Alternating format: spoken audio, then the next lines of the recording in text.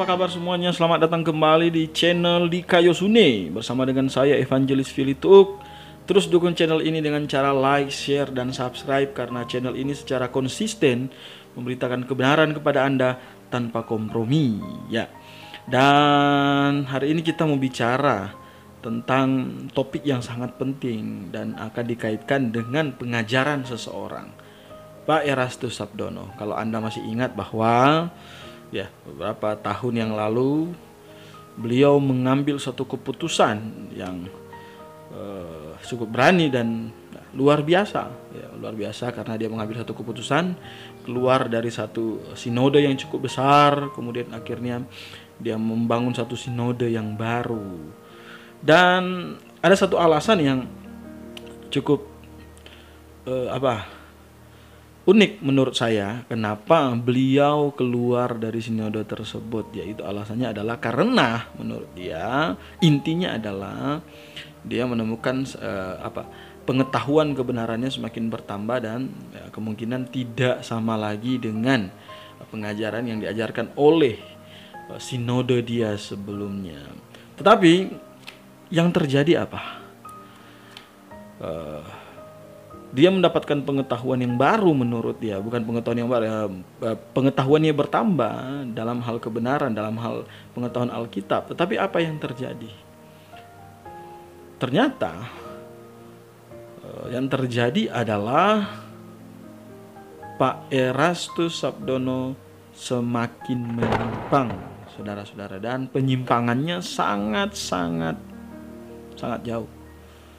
Karena ada beberapa video yang beredar, bahkan tulisan-tulisan dia yang beredar, ya. Saya tidak akan bahas semua di sini, tapi ada dua video yang saya ingin perlihatkan kepada Anda berkaitan dengan penyimpangan dari Bapak Erastus Sabdono tersebut. Ya, kita tidak mau bicara semua, tetapi ada dua video yang ingin saya tunjukkan kepada Anda, dan ini membuktikan bahwa ya, klaim dia bahwa pengetahuan Alkitab dia itu bertambah dan seterusnya tidak membuat dia semakin doktrinnya semakin bagus atau semakin Alkitabiah. Ternyata hal yang sebaliknya terjadi. Coba kita lihat video yang pertama ini.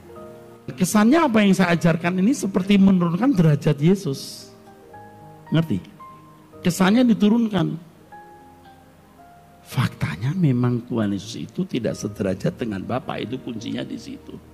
Kalau dikatakan sederajat dengan Bapa, nggak bisa. Ya lagi, hal ini tidak dijumpai dalam buku-buku manapun, bahkan dalam keputusan konsili. Jadi kita ini dianggap sudah melawan arus.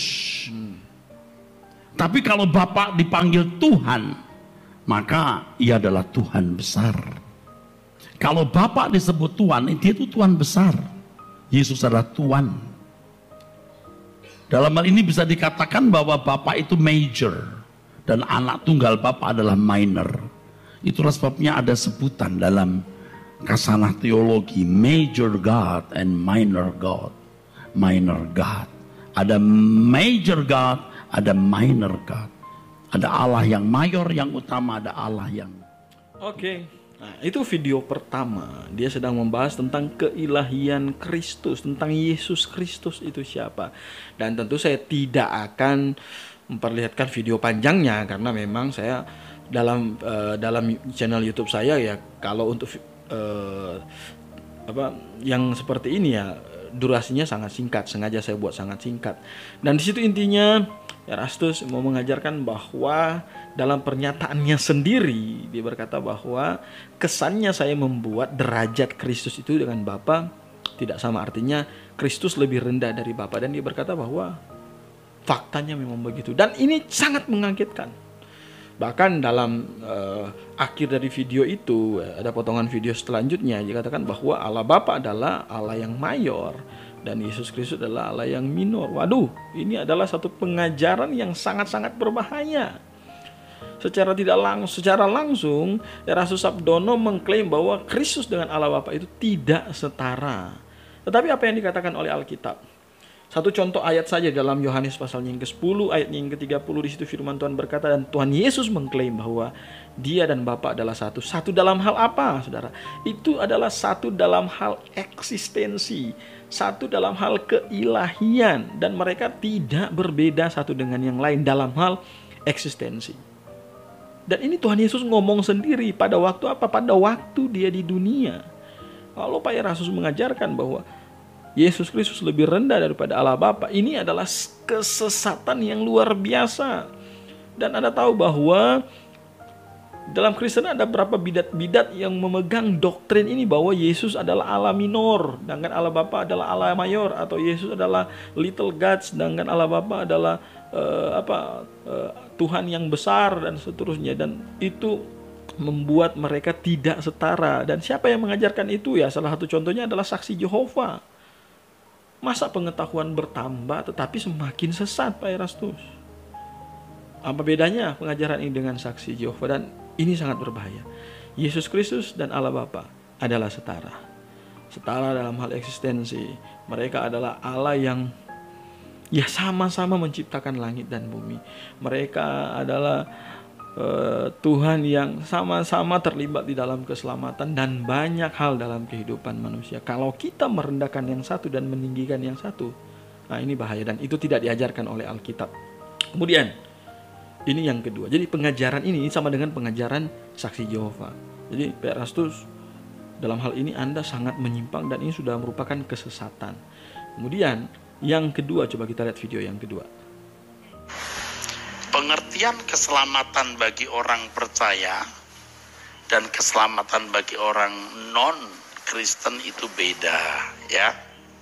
Saya harus menegaskan ini. Kalau keselamatan orang percaya itu, Saudara, itu dikembalikan ke rancangan semula, ya. Rancangan semula. Sempurna seperti Bapa, serupa dengan Yesus, mengambil bagian dalam kekudusan Allah, mengenakan kudrat ilahi ini. Tetapi kalau keselamatan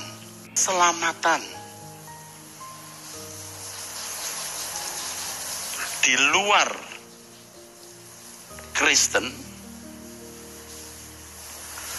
itu hanya menjadi masyarakat di LB3, langit baru bumi baru. Mereka orang-orang yang tidak memiliki karunia sampai bisa dikembalikan ke rancangan semula. Tetapi mereka harus menjadi orang-orang baik, ya. Dan penghakiman atas mereka ya didasarkan pada perbuatan mereka. Sedangkan untuk orang percaya standarnya berkenan. Yang kedua, kaitannya dengan doktrin keselamatan. Di situ Pak Erastus mengajarkan bahwa intinya adalah bahwa kalau untuk orang percaya, katanya yang percaya Yesus sebagai Tuhan dan Juru Selamat, ya dia harus memiliki kodrat ilahi dan seterusnya. Dan walaupun itu sebenarnya panjang juga kalau membicarakan itu, karena memang dalam pengertian Erastus bahwa orang Kristen itu harus sempurna sama seperti Bapa. Dan ya kita tidak mau bicarakan itu. Tetapi yang saya ingin kritisi di sini adalah tentang orang-orang yang tidak percaya Tuhan Yesus. Bagi Erastus, mereka tetap masuk di langit baru dan bumi baru. Karena yang penting mereka memiliki perbuatan baik dalam hidupnya. Pak Erastus, ini sangat bertentangan sekali dengan Alkitab.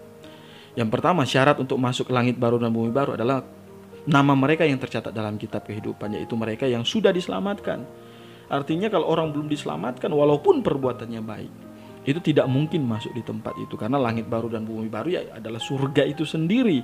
Ya ini memang panjang untuk kita bicara tentang cabang teologi ini, tetapi tidak mungkin orang yang tidak terima Yesus sebagai Tuhan dan Juru Selamat itu akan masuk yang namanya langit baru dan bumi baru.